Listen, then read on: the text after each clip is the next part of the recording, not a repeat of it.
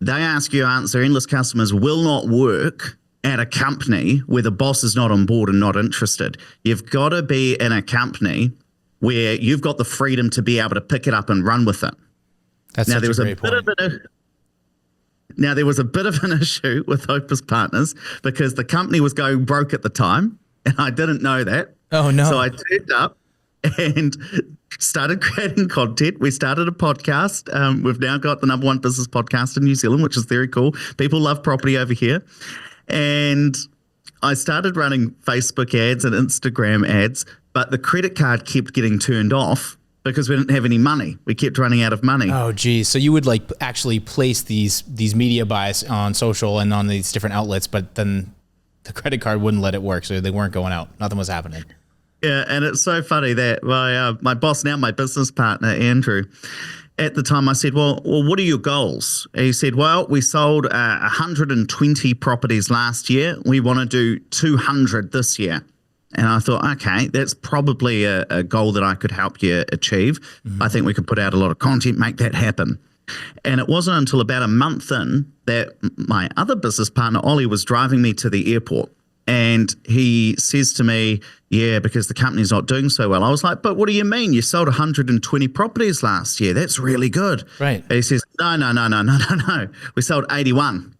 And I was like, oh, wow. So I'm not aiming for 66% growth this year. I'm aiming for about, I can't figure it out right now, but 125% or 130% growth. Right.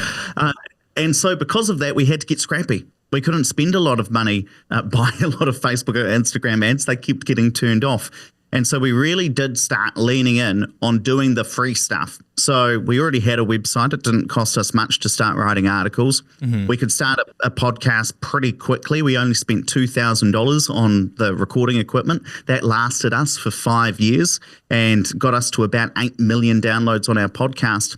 But the funniest thing happened when we started writing articles. And I didn't know anything about SEO or being found in Google at the time.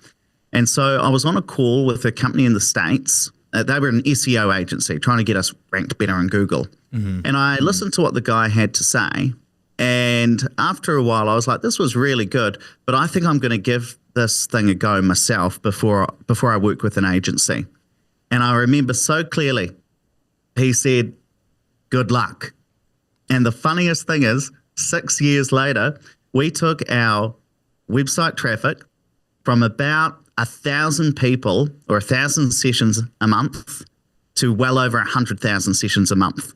Wow. And when you compare that to our population in New Zealand is only 5 million people. So we are the size of a relatively small state over in the US. Mm-hmm. You know, I think that's pretty good going. I would say that's incredible. That's better than pretty good going. Unbelievable.